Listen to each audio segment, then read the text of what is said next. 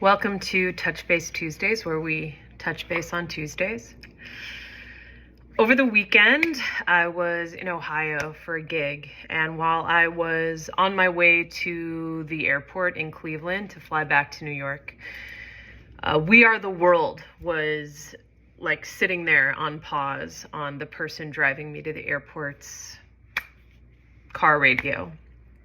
And after this person and I spoke at length, I said, by the way, I noticed that you have We Are the World on pause. So he pressed play, and listening to the interwoven voices of this track that was one of my favorite songs growing up, I went down a deep dive of We Are the World when I got to the airport.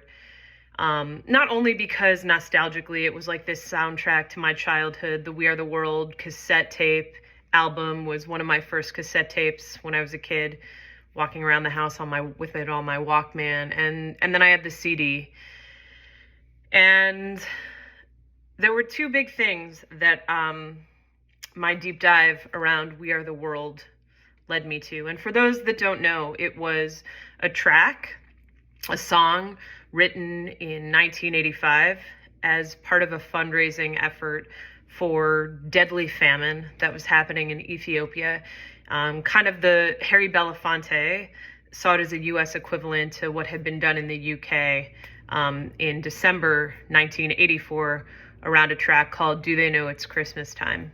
And so this song, We Are the World, that was written by Michael Jackson and Lionel Richie, produced by Quincy Jones, with an array of the top vocalists and singers in the country and world at the time singing, was a big deal. And it raised, according to Wikipedia, I think it was $63 million, maybe 68, both from song sales and album sales and merchandise. And all that went as humanitarian aid to those impacted by this deadly famine. And so actually there were, two things that came to mind. One is proactive versus reactive aid. And famine is preventable.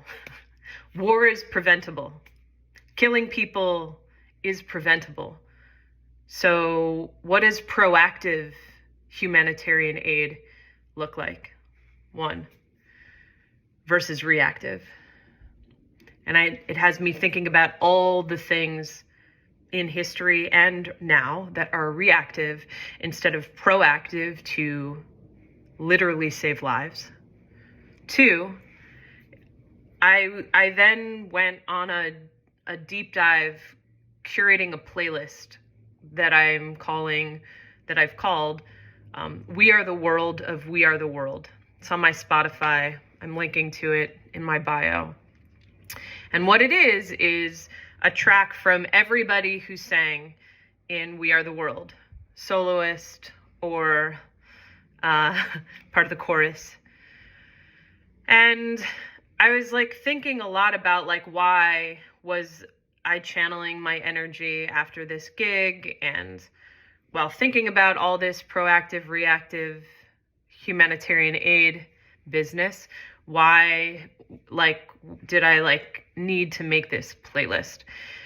I've been making mixtapes and playlists since I was a kid, and it hit me on Sunday sitting at the Cleveland airport curating this We Are the World of We Are the World playlist, that it's a way to organize sound and noise for me in a cacophonous world. And that one of my coping skills has always been making mixtapes and playlists. And just thinking about we live among such horrific cacophony.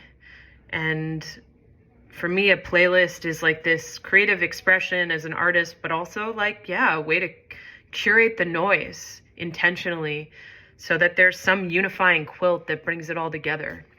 And so that has me thinking about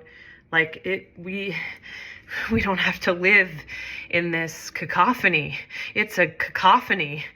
It is horribly sound like, and I'm, I'm like, you're sitting on the windowsill of my apartment in Brooklyn. Like, cacophony for me is, street honking and ambulances and sirens, but like, cacophony for many right now are literal bombs and rockets and loved ones dying and being killed. So what happens in a world with proactive aid, where we curate sound waves that are full of real good love? So that's what I got. Deep RT. Take care.